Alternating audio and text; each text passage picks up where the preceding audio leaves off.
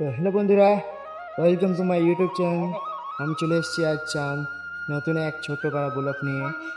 এই ব্লগটা দেখতে থাকো, শুধু তোমাদের জন্য ব্লগটা। ঠিক আছে, তো ওখানে পুরো মানে এত সুন্দর ভিউ, তো দেখার মতন জায়গা, ঠিক আছে, দেখার মতন জায়গা। তো তোমরা ভিডিওটা দেখতে থাকো আর কন্টিনিউ ব্লগটা করতে চাইছি।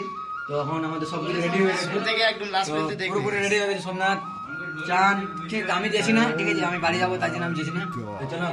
তো আমরা সবাই বেরিয়ে পড়েছি। আমরা এখন চলে যাচ্ছি চিকবালাপুর। ফার্স্ট টাইম এত আনন্দেতে আমি কোথাও ঘুরতে যাচ্ছি, সেটা হলো নন্দী হিলস আর আদিয়োগী। এই দুটো জায়গা থেকে ঘুরে আসি চলো। আর দেখতেই পাচ্ছ আমরা কত এনজয় করে যাচ্ছি। তো চলো, আগে আরও এনজয় আছে, ওদেরকে দেখাবো।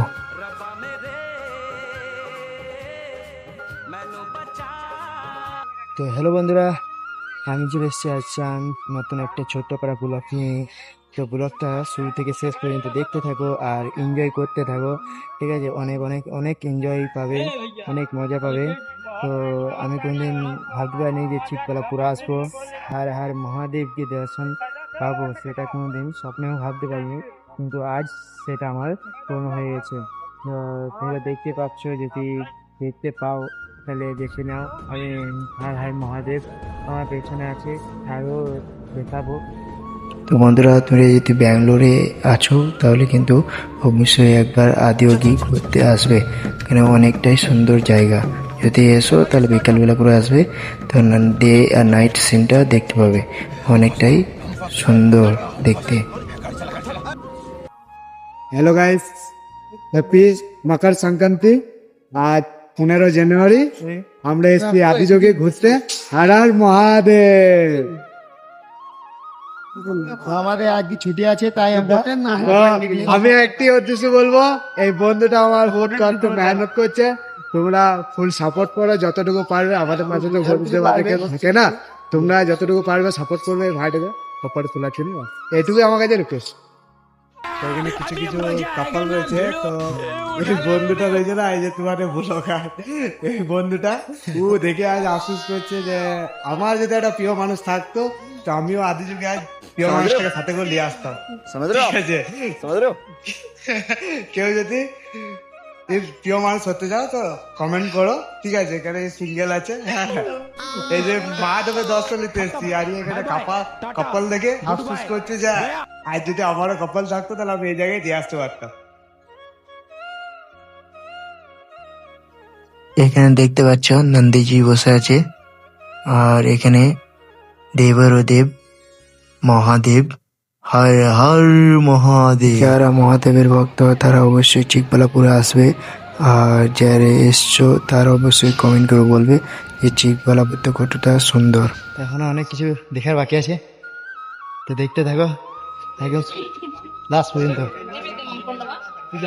আর এই বন্ধুটাকে চিনতেই পারছে, আমাদের ইনস্টাগ্রামে ফেমাস হিরো। তোমরা যদি সাপোর্ট করো তাহলে হতে পারি।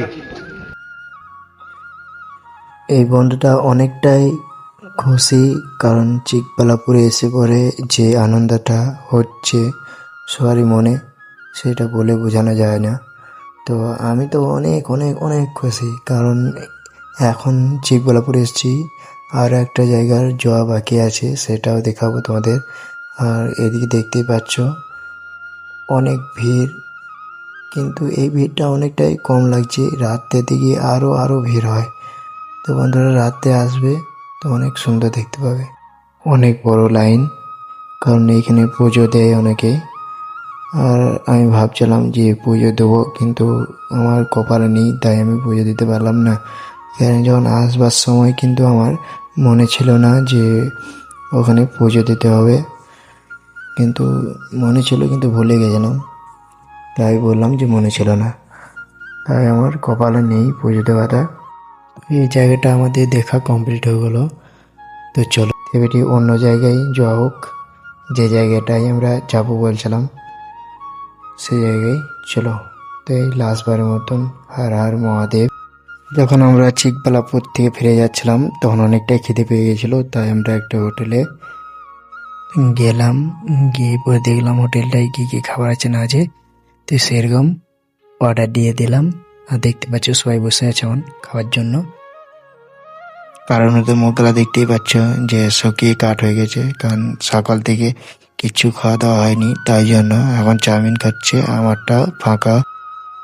তো আমার খাবারটাও চলে এসছে। তো এটা নাম হলো গোবি, এটা কফি দিয়ে বানাই।